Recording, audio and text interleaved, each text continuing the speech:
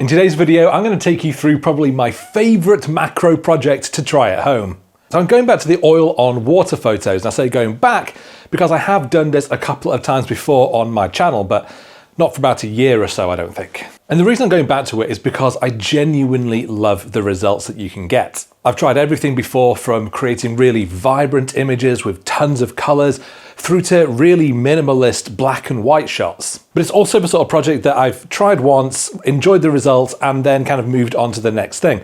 And that's largely just because of the nature of how I have to create YouTube videos. But I really wanted to spend the time actually trying to craft some really good looking shots using this technique. So I'm not going to waffle on too much. Let's get straight on with talking about the setup. So essentially all these shots is taking close-up macro photos of little pools of oil on top of water. By using a clear container to hold that water and oil, your camera can see through the liquid and onto a colored background beneath. So that's how you get those different colors and you get those great patterns with the oil on top. And the cool thing with the oil is that as it kind of swirls around, it refracts the light in different ways, and that's what gives you the interesting color contrasts and the different patterns. So fundamentally, it's a pretty simple shot. You are just taking photos of oil on water.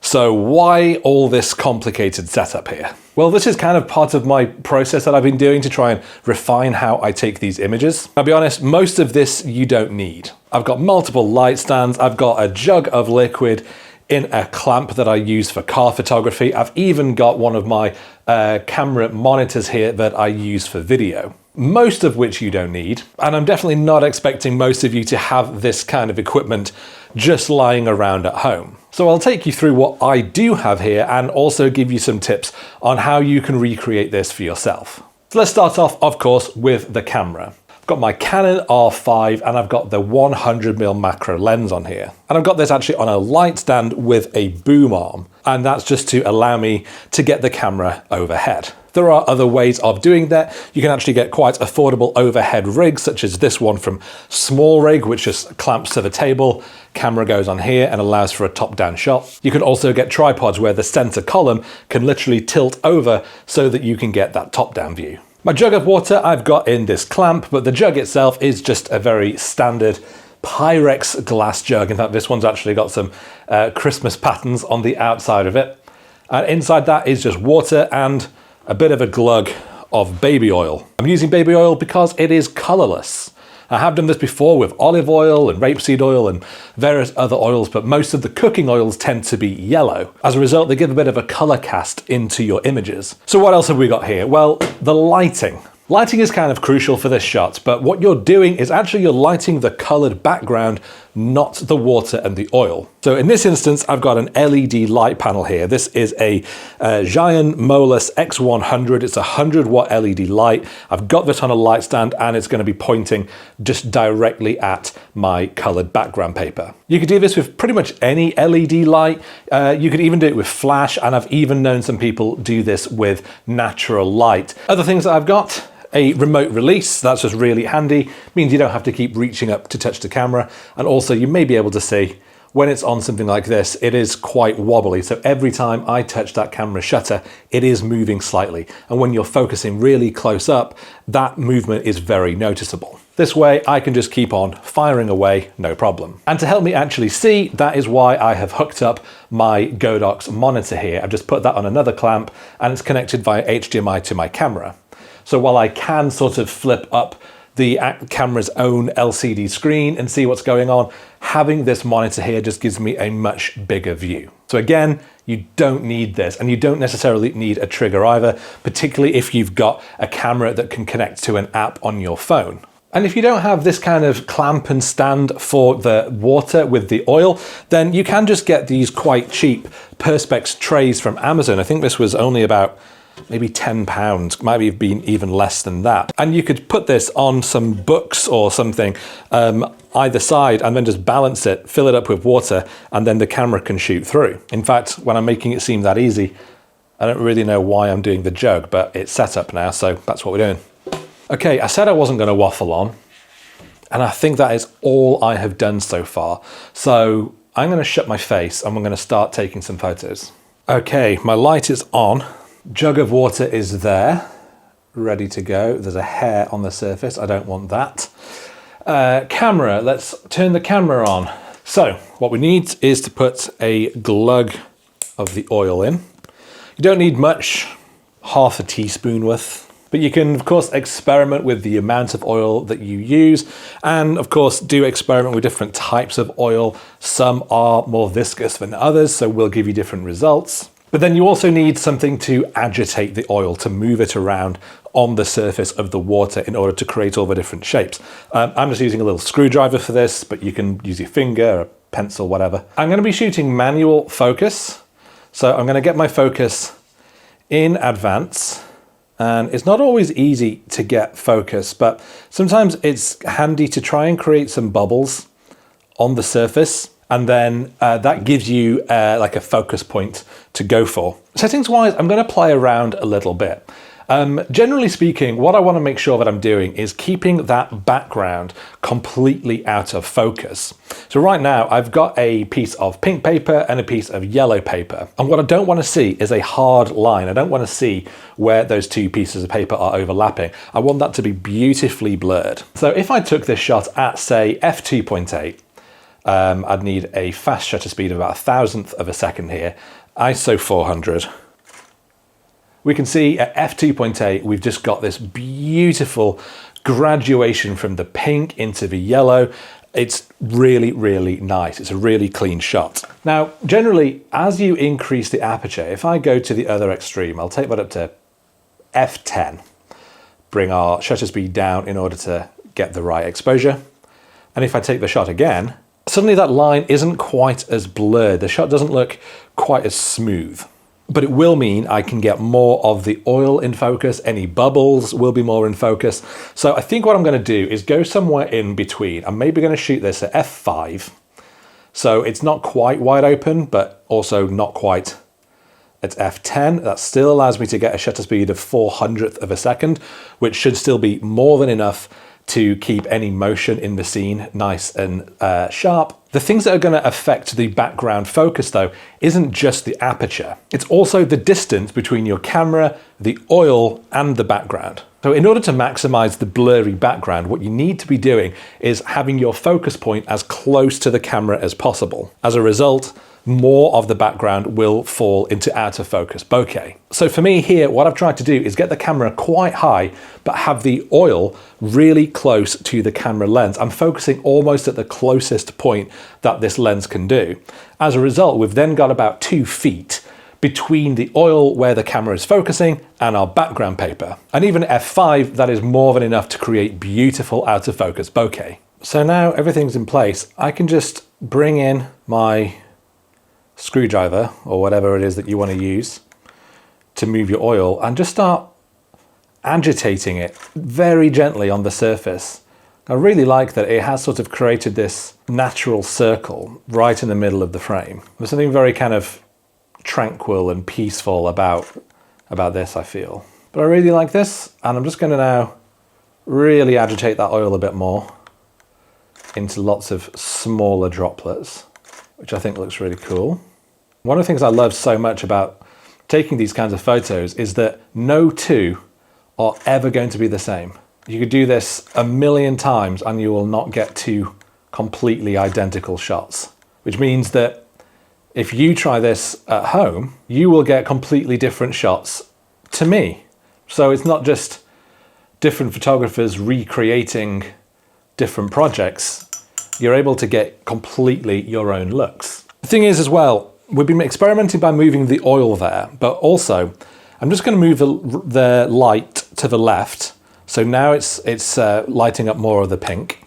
And again, that's completely changed things here because now it's much darker on this side. So we've got this very deep sort of goldy yellow color here, which to be honest, I don't love, but it just kind of, it does illustrate my point a little bit. We could always then move the light a bit more to the right, and instead we're lighting up more of this side. And as I do, you can just really see how much shadow and form we're carving out on the oil on the top. So I really like that.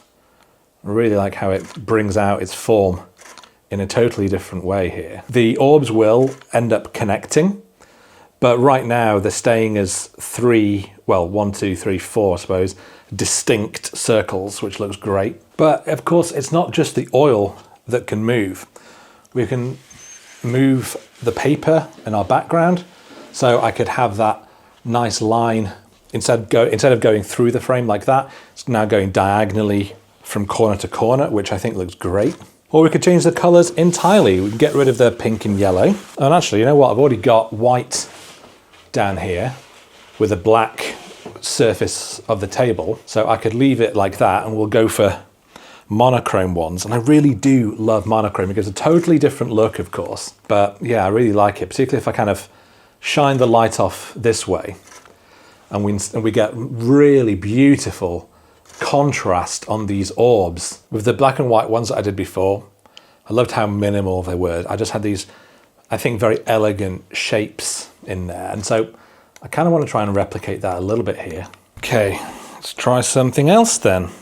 Let's actually try a pack of Hanmühl A2 paper. Green in there, there's textures in there, there's white and black. It might look awful, but let's give it a go. It's great because when you get two orbs of oil, they will sort of nudge against each other, but they will eventually combine. So it's just about getting them at the right point where they're sort of nudging. You get to photograph them as separate objects before they just become one amorphous blob again. I think it's probably one of the most zen macro projects that it's possible to do. Something so soothing, just about watching the shapes move. I guess it's kind of like staring at a lava lamp or something. Okay, don't love the colors of this, so let's just pop this back. What else have we got?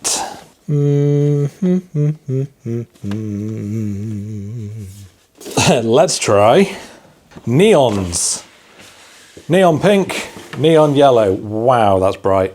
It's so bright that I'm going to have to increase my shutter speed. Now, at this point, because the water's been exposed to the air for a while, there is quite a lot of dust and things already falling on it. But that isn't going to matter at all because I'm going to be doing so much Photoshop work to these anyway. Because straight out of camera, these are quite chaotic images. There's not only the dirt, but there's also lots of really small droplets and little bubbles. And I don't want that. I really want to be focusing on like what would be the main subjects in each image. So that means isolating specifically big oil droplets and just trying to work out which ones to get rid of. But I'm going to come to all of this later on when we take these images over into Lightroom. But for now, I want to keep on shooting away. And I actually do really like this color combination because it's creating really psychedelic patterns. Soft pink and blue. This is a color combination I've used before. Doesn't matter that there's a hole in it. It does give a very tranquil look. And in fact, right now we've got the orbs just gently floating into place. So I'm just going to let them, because when they remain sort of quite big circles like this, they look really nice. And actually some of these shots I can imagine just working so well as like phone wallpapers. Surface of the water is getting really, really dirty now, covered in bits. Every time I put this back in, it seems to put something else in there, and every time I lean over it with my sleeve, there's bits of fluff and stuff, which when I just look at the water, I can't see. But under the macro lens, it's really obvious that there's so much detritus in this, all of which will be photoshopped out, so it's not a problem. But obviously the more that there is, oh, I love this. We've got an orb with a few bubbles in it, just sort of floating really calmly. I think it really helps with this one because we've got this lovely, gentle blue and pink tone going on. Obviously, they are already quite calming, soothing colors. So it really does just sort of lend an extra element of peace and serenity to these shots, which I can ruin by really swirling the oil up, creating loads of orbs. Loads of texture, lots more going on. But it has made the water even more wildly chaotic. So I think at this point I've probably taken enough photos. I've certainly shown you enough time of me doing the same thing again and again and again. So I'm going to now show you how we take them into Lightroom and into Photoshop to create something a bit more peaceful. Okay, I've imported all the photos and I'll be honest, there are a lot of them. But that is because every single one is different. The swirls move around, so we've got some with lovely big orbs like this, some with more chaotic ones like this, none of which are necessarily better than other ones. It's just about having a big selection. So what I want to do really now is go through them, have a look at the different colors, at the different oil swirls, and just try and 5-star ones which particularly stand out. And it is difficult to say why, and to be honest, sometimes it is a bit tricky to say why one might stand out over the other. But I'm looking to try and find ones that actually have some sense of composition. But for example, this one just with a big orb, it's not a great shape and it's off the frame. This one doesn't really do anything for me. However, one of the ones that we did with the orb nicely centered, that strikes me as a much more pleasing image. So I'm going to go through, I'm just going to 5-star a whole bunch of them. It might take me a little while, so I'll skip through this.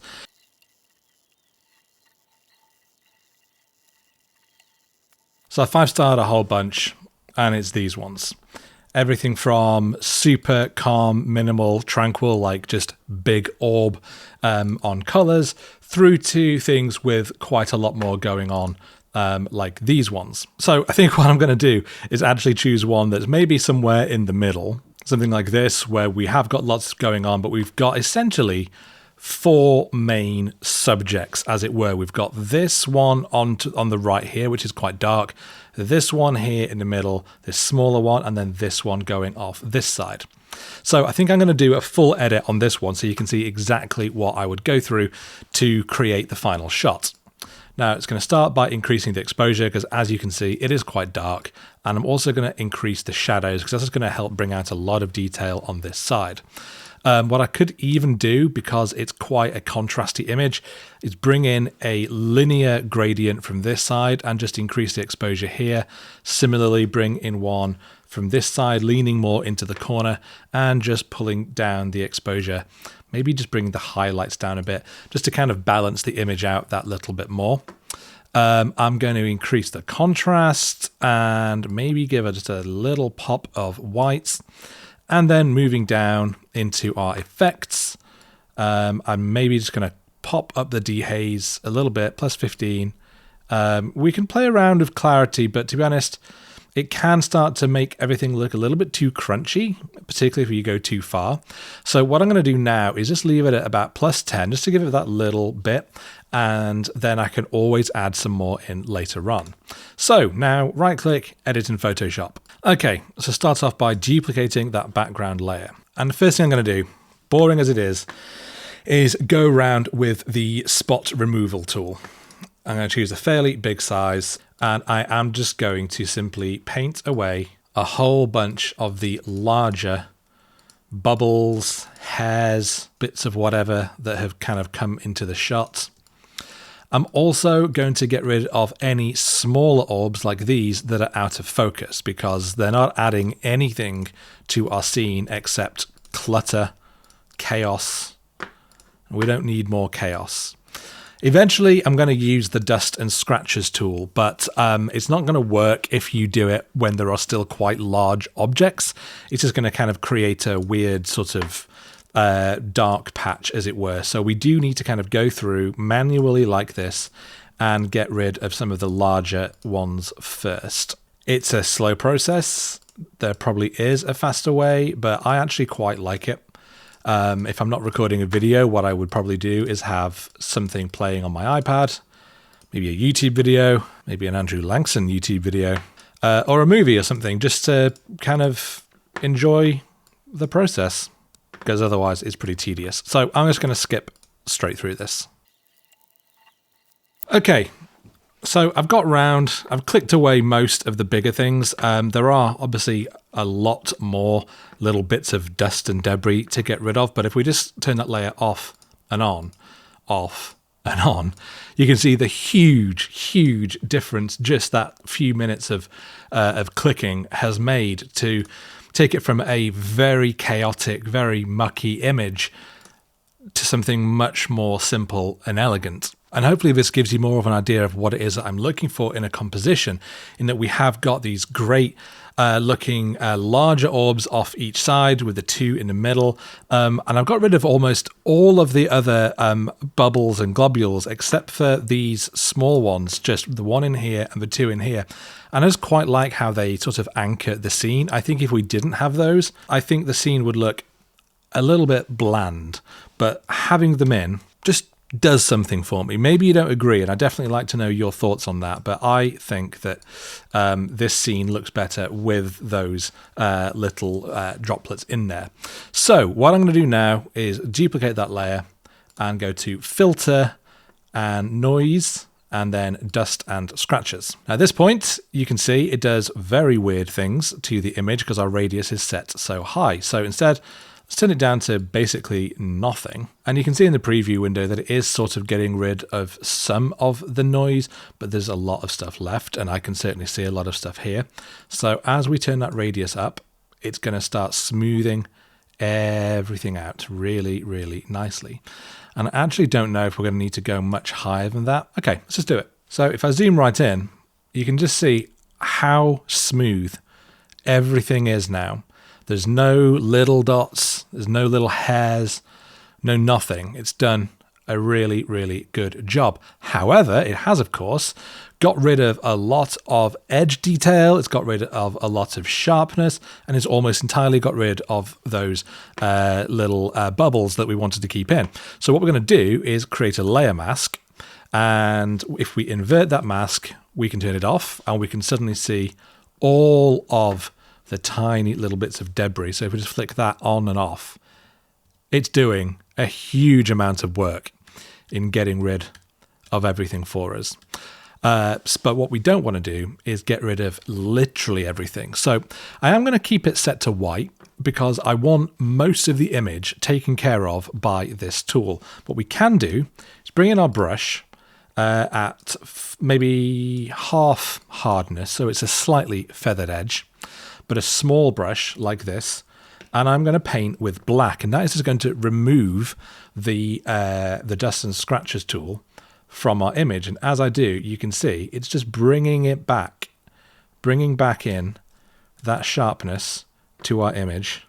It will bring back anything that we remove, not just that edge. So, if I painted over here, it is just going to bring back in some of those which we don't want. So I'm going to go around the edge of each of the orbs, just bringing back some of that clarity. And certainly here where these two connect, I'm going to bring in, and then again, maybe I'm just going to use a smaller brush size, something like that.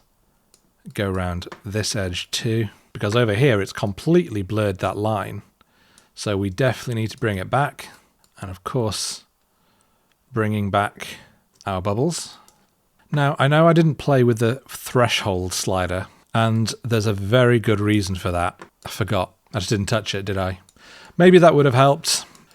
The problem that we've got is that I'm still quite unwell. So what I am doing is getting quite lazy. But let's just go back then, full screen, and have a quick look at that tool. In fact, you know what? I haven't done up here, have I? So that's where we're at then with this image. So if we turn that off and on, you can see where it's bringing that back. And if we turn this back off to our original layer, wow, difference is massive.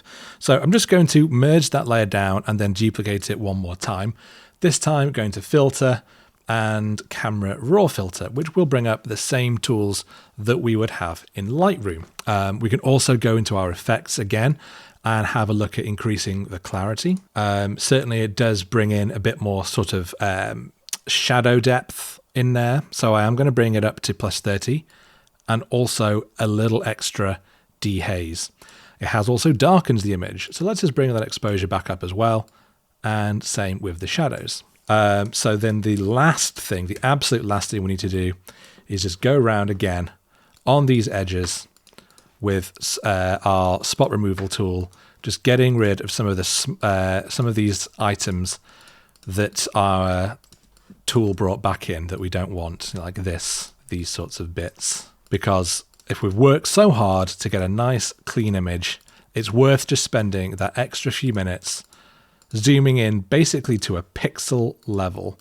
No one will ever see these tiny little dots anyway. If you're spending hours setting up your scene, setting up your lighting and your camera, taking your photos, importing them, you may as well spend that extra bit of time just to make them perfect. So I think then this is my finished image, and I'm quite pleased with it. It is not the best example of one of these that I have done. It's not even the best example of all the ones I took today, but I do think it is a good example for me to have shown the process of getting rid of all the objects. I do like the composition, and actually do quite like the green and white color balance, which, if you remember, is simply just putting in a packet of photo paper underneath the bowl of oil. So very easy to kind of create these color combinations. So definitely worth experimenting with magazines or maybe pictures you've had printed out. But those tools, everything that I've done here is exactly the same that I would do to every single other image that you can see here, whether it's super chaotic like this, and I'm maybe taking out some of the really small ones, but leaving more of the sort of medium-sized ones in order to kind of maintain that kind of sense of chaos, or whether it's simply just mild dust removal like on something like this. But I really hope you've enjoyed seeing this whole process of how I would go about doing these. And I hope that because I've genuinely enjoyed doing them. I do think this is probably one of my favorite macro projects to do at home. I love the setup. I love seeing the actual swirls. I love playing around with the color, and I'm genuinely pleased with some of the results that I've got every single time that I have tried this. But as always, if you do want to give this a go yourself, then do please make sure that you share the results with me on Instagram with @BatteryHQ. I would genuinely love to see your versions of these shots. But thank you so much for watching. If you have enjoyed the video, then do please give it a thumbs up, and of course consider subscribing to the channel if you don't already, and I will see you next time.